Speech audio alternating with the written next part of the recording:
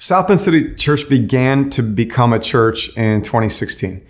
And at the time, we had a lot of things going for us. We had some of the mantras like practices, not performances, and fields, not factories. We had a sense of calling that we were being asked to create something together. We had the book of Acts, the story of the early church that we spent 9 months studying together, asking ourselves again and again, like, what is a church? So we had conviction, we had a sense of calling, and we even had people generous with time and energy and wisdom and financial resources. But the one thing we didn't have was a home. And so we were pretty nomadic at the beginning. The very first things that ever happened under the banner of Southend City Church were in-home meetings, small gatherings of a few people with a meal and like me with my little pitch deck talking about what Southend City Church could be. There was a couple of nights that we went up to the top floor of the Key Bank building downtown and used a conference room of a law firm to look out over the city and pray for the city and talk about what we might become. We found a temporary home at the Brick where for a number of Wednesday nights we gathered in a circle, not unlike the way that we gather today. And we studied the book of Acts, and then we opened the bar up and we had drinks together and hung out till 11 p.m. and got to know each other.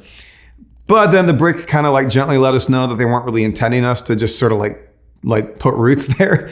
And so we kind of got lovingly, gently kicked out of the Brick. And then we had to go to places like the DoubleTree Hotel downtown and the conference rooms there, and then the Century Center, and then Union Station for Easter. But eventually we found a home, and it's the home that we have today. It's Studebaker 112. Let's talk a little bit about churches and buildings and homes. We love being at Studebaker 112, and there's a lot that's positive about having a long-term home. Like on a very practical front, it's really nice to not have to set up and tear down every week. Back when we were doing Sunday mornings at Century Center, which is a convention center here in South Bend, they were kind enough to give us a storage closet since we were going to be there every week for a while. So we put stuff like our speakers in there for our PA system. But the closet was oddly located between two different floors of the building in a back hallway halfway down a flight of stairs. And so we couldn't get a cart all the way to that closet. And we'd have to hoist these very heavy speakers on our shoulders and carry them upstairs. And I ended up having to do stretches on Sunday mornings before I came to church, because before we got around to the praying and the worshiping and the preaching, we were going to have to do a lot of setup. And it was pretty physically demanding for a bunch of us who were showing up early to do that every week. So it's nice to not have to do all that work every week. And that's energy that we get to spend doing other things, right? It's nice not wondering where church is going to be this Sunday, because when you rent temporary space, there might be other groups that already have bookings there. And then so random Sundays may not be available to you. And it's hard to develop a consistent rhythm as a community when you don't have access to consistent space. So having a home can be practically really useful for a church. And it can be really expensive. I mean, just on the practical front, it can be really expensive to have a long-term home. And that might be money that churches want to spend doing other things. There's also some theological and philosophical tensions around churches and buildings and long-term homes. There's a moment in the Gospels where Jesus tells his followers, "You do know that the Son of Man," he says, referring to himself, "has no place to lay his head," right? And he seems to be drawing their attention to the fact that his own life is somewhat nomadic, that he doesn't have the privilege of putting roots down deeply in one place, but he kind of goes wherever the Spirit's taking him. And he seems to be telling his followers that your life might have to be a little bit like that if you're going to follow me, right? In fact, throughout the Bible, you might argue that a lot of what it means to be the people of God is to be on the move with God and to hold possessions and places with an open hand. However, there's also some philosophical and theological reasons that I think it's really good for churches to have a deep sense of home, of a fixed place that they gather and live their life together. There is a theologian and pastor named Eugene Peterson who died not long ago, but before dying, I think really became a sage for a lot of us who read his work and have tried to learn from him. And Peterson wrote a memoir about his life as a pastor. It's really beautiful. Highly recommend it, not just for pastors, but for anyone. And in that book, you pick it up and you think that he's going to tell the story of his work in the church and the church that he was a part of. But before he gets to any of that work, he takes a long time in the book to talk about a deep sense of place. He talks about the land where he pastored and the land where he grew up. I mean, he speaks of like geological history way before there were any people on that land. And then he speaks of the history of the first people who were on that land, of indigenous First Nations peoples before European settlers showed up. And then he talks about more recent history in that place. And Peterson's point is that this life with God that we live, whether we like it or not, it's actually deeply connected to place. And place is a specific word with a specific meaning. If you study things like anthropology or social sciences, you'll learn that these scholars have differentiated space and place. And they would say that there are spaces that lack a sense of place, but that place is deeply important for human flourishing. And I think that's the same insight that Peterson was tapping into in his memoir when he spends so much time talking about the place where he pastored. And for these people who talk about the difference between space and place, they would say that place is space that has a peculiar sense of history, identity, and relationship. And so as an example, they would say like space, like we make a lot of space these days, but space doesn't have those things. So if you've ever walked into like a big box store, like maybe a Home Depot or a Walmart, anywhere in the country, you know that once you get inside that store, you could be anywhere in the country because there's not a lot of history or identity or relationship baked into these spaces that we build that don't have a deep sense of place. However, if you've walked into maybe an old building or a building that has things within it that pay homage to what has been there before it, you know that it feels different, doesn't it? If you maybe you have parents who are getting on in their years, but maybe they've stayed in the same home that you grew up in, and so you go back to that home and that building, that physical space is saturated with a sense of place because there's history there, and it's a place where you learned who you are, and it's marked with the relationships that were a part of that place. Or maybe your parents, they empty nesters, maybe they sold the place that you grew up in, and now they live in a space that doesn't have a sense of place for you because it doesn't have history or identity or relationship baked into it in the same way. Place, they say, is really important for human flourishing. And Peterson draws from the Bible, where the Bible seems to think that place is really important for our life with God, which is why so much of the Bible talks about where these things are happening and the history of the places where these things are happening. And so I think it's really been important for us to have a home at Studebaker 112. Those of you who are a part of our community or who know our history, you know that Studebaker is a place with deep history. That for decades before we ever found a home there, it was already a place that mattered in our city. The part of Studebaker that we occupy was the machine shop for Studebaker cars, built in the 1940s, abandoned in the 1960s. And when we moved in the year 2017, being a part of that place allowed us to sort of graft the life of our community into a sense of place and history that preceded us.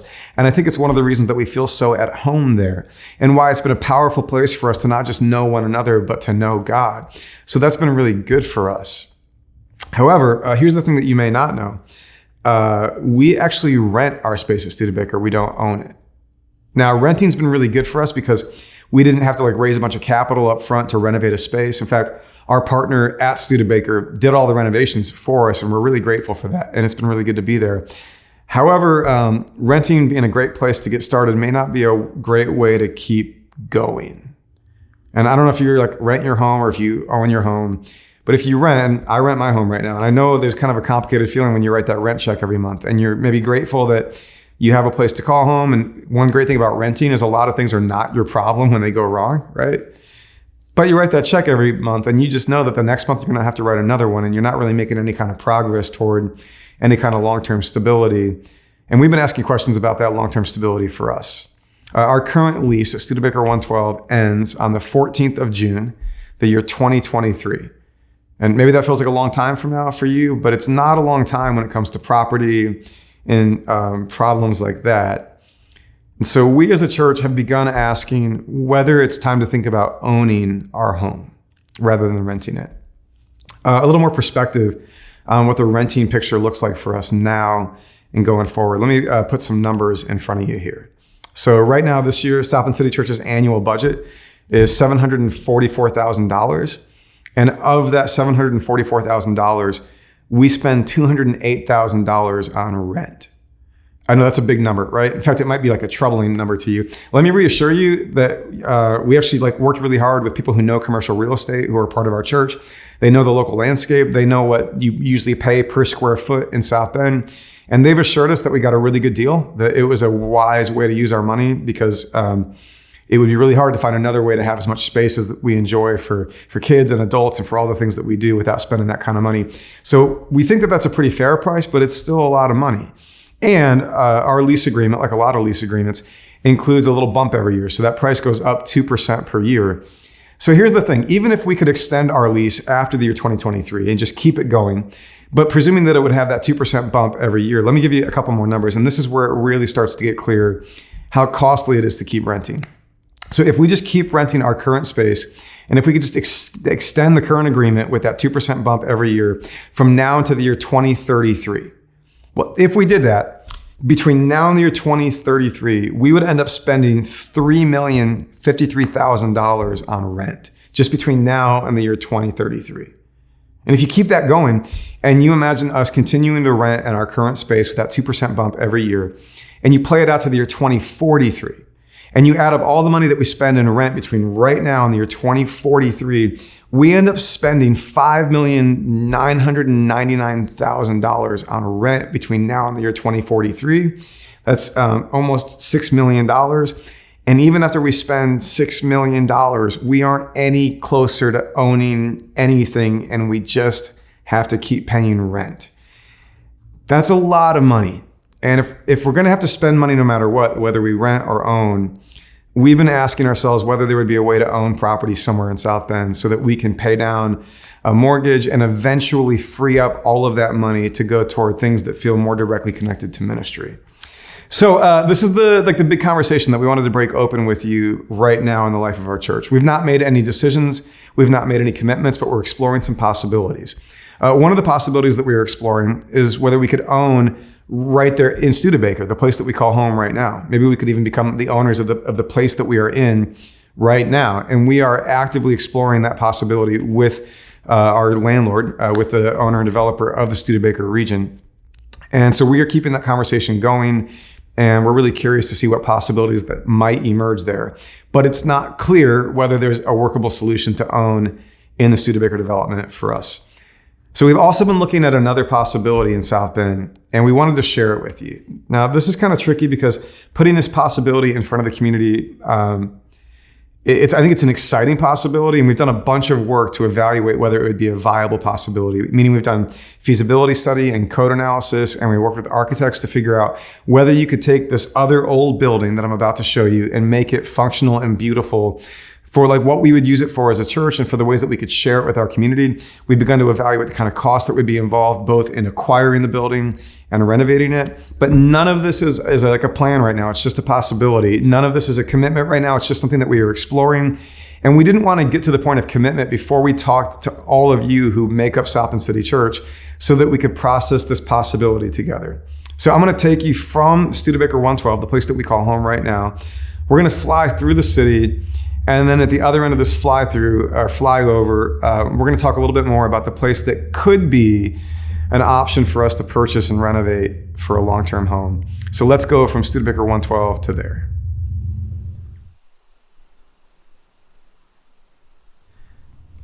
Going north from our home, you quickly go over the railroad tracks, which are actually a really powerful reminder of all the industry that has shaped this place, because freight moves on those tracks, and a lot of that came from the very place that we call home right now. North of the tracks are the South Bend Cubs. And I don't know if you've been to a South Bend Cubs game in a while, but that place has become a real hub for community life in South Bend. Summer attendance for the South Bend Cubs has something like quintupled over the last 5 or 7 years. And if you've been there, you know what's great about the South Bend Cubs is you don't even need to like baseball. If you just like hot dogs, beer, and places for your kids to run around, it's a great place to be. Fireworks on a lot of nights create a sense of joy and celebration right here in the heart of our city. You go north from the South Bend Cubs and you begin to move into the real sense of downtown that we have here. And I don't know about those of you who are from South Bend or who know our city, but I know for me, earlier in my life, it did feel like downtown was mostly a place to get through rather than to go to. But in the last several years, we've enjoyed a real renaissance downtown. And there's a lot of different factors that have gone into that, but it's become a real destination. And I think some of the power and importance of that is that a downtown is a place where if it's functioning the way it ought to, all the different parts of our city can come together. Different people from different corners of our city and different experiences can all come together in a downtown, when a downtown is a place for everyone. And more, that's what's been happening in South Bend. Now, if you go downtown, you might have noticed that at the north end of downtown is the whole South Bend Tribune complex. The south end of that complex is the building that was built like 100 years ago. That's where like journalists and editors had their offices.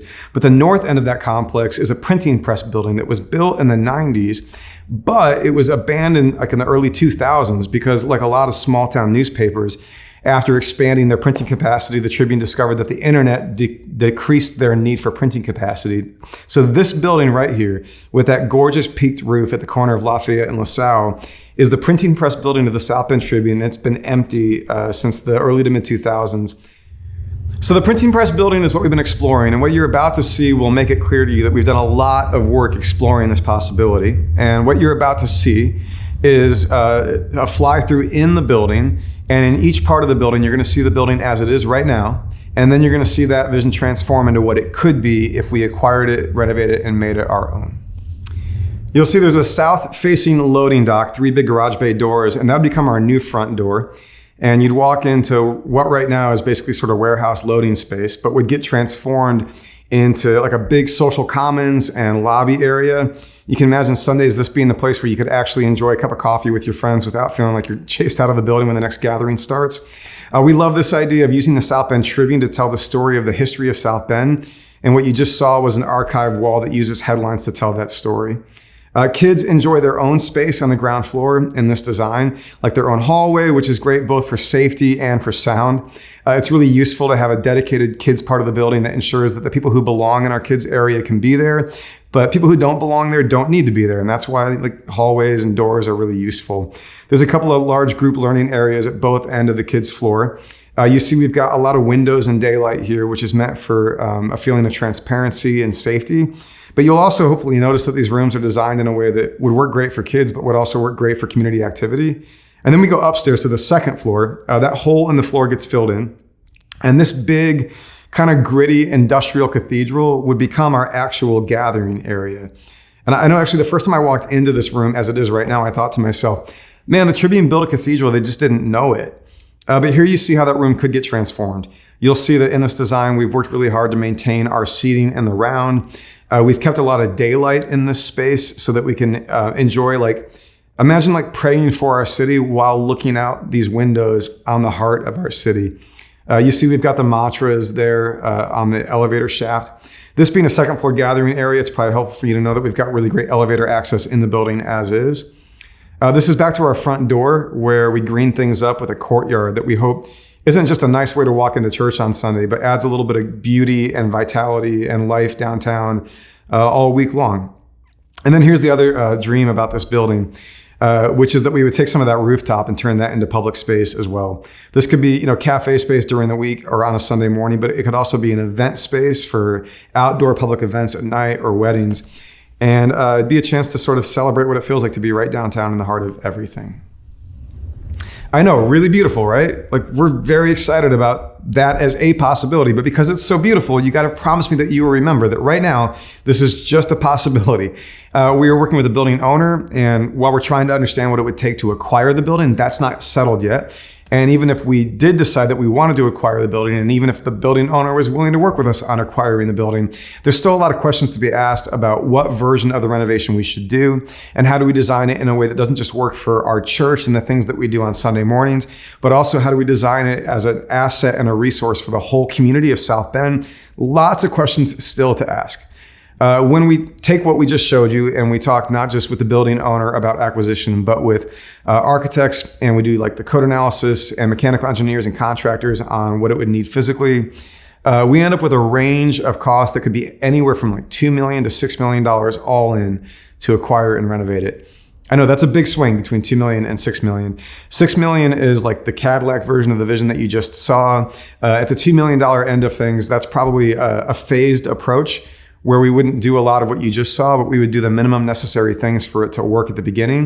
And then we could, raise more money in the future and do the rest if that was the right thing to do. But I do want to let you know a little bit about how that plays out for us. So remember, if we just keep renting right now where we currently are, if we could keep that lease going to the year 2043, we're in it for $6 million between now and then. So remember, like, we don't really have the option of not spending money. The question is how much and for what, right? So we stay where we are and we keep renting. We're in it for $6 million in the next 20 some years. On the project, if we were to do some financing in combination with funds raised from our community, with you and me giving toward it up front, if we combine what we give with what we finance, let me just throw a couple scenarios for you out here just so you can begin to feel how this might fit into our budgetary reality, right? By the way, the numbers that I'm about to show you, like, I didn't come up with these, okay? This is us working with people who are experts in commercial lending, who are part of our church, who've helped us work out these numbers. If we took out a 20-year mortgage to finance part of the project, and if we got an interest rate of 5%, which from what we understand, we might be able to do better than that, but 5% might be a very average interest rate for us right now. If we finance $3 million of the whole project, we end up paying $236,000 a year for the loan. And a total payment at the end, everything all in it, is that we've spent $5.2 million on that mortgage. In a more modest scenario, where we combine the things that we all give up front with some financing of $1.5 million on the loan, we end up paying $118,000 annually for the mortgage, and we're in it for $2.38 million over the entire life of the loan. And when you see those second numbers in particular, remember right now we spend $208,000 a year on rent. We also know, by the way, that it's not quite apples to apples, because if you take out a mortgage, you're also going to need to have budget for maintenance and some other things that we don't have to budget for right now. Like, we're tracking on all of that. But I did want to give you some basic numbers so you could see how this might all stack up. Now, the reason I keep reminding you that this is a possibility, not a plan, is not just that we don't have a deal with the owner of the new building, and it's not just that we haven't heard from Studebaker what might be possible at Studebaker. It's also because we want to hear from you. Before we make a commitment, we really want to hear from you. What kind of concerns does this raise? What kind of questions do you have? What kind of hopes does this stir up for you? What kind of wisdom do you have to share with us? If you're local and you're going to be at our gatherings on October 3rd or 10th, on those two Sunday mornings, we're going to have a little talk back and Q&A session right after the gathering, both the 9 a.m. and the 11 a.m. After each of those, I'll be there. Teammates will be there. We'd love to share more with you. We'd love to hear from you on questions, concerns, feedback, hopes, excitements, anything that you've got. We'd love to hear it. If you're not here in person with us, maybe you're part of our digital family, but you feel invested in this possibility with us, another way that you could reach out to us is just email info@southendcitychurch.com. That's our main email address. And if you email info@southendcitychurch.com, our team will be sure to hear what you have to say. If you have questions, we'll be sure to respond to you. And that's going to be a way of us evaluating this, not just with our team or our leadership, but with the whole church family. We would love to hear from you. Now, let me go back a step and tell you a brief story about my own relationship with home, because I think it creates a category for how we should think about wherever we are as a church. When I was coming out of college and I got my first full-time job, I bought my first house. And this was a really exciting, empowering thing to do. Like, when I got the keys to my own house, it felt like I felt a sense of dignity. I felt a sense of freedom and autonomy. And those are good things to feel, right? It felt good to be an owner. But then not long after I bought the house, this thing started happening, and it happened over and over and over again. People would knock on my door, and I would realize they needed a place to stay for a few days or for a few weeks, alongside all my roommates that were actually like living there with me. Like, I remember one night, I'm in one of the bedrooms upstairs. My mom and I are actually painting it, and I had the windows open so that we don't get high on the fumes. And through the open window, I hear this like voice calling out from below, and I look down on my front lawn. And there's a friend of mine who's like standing in my front yard yelling at me.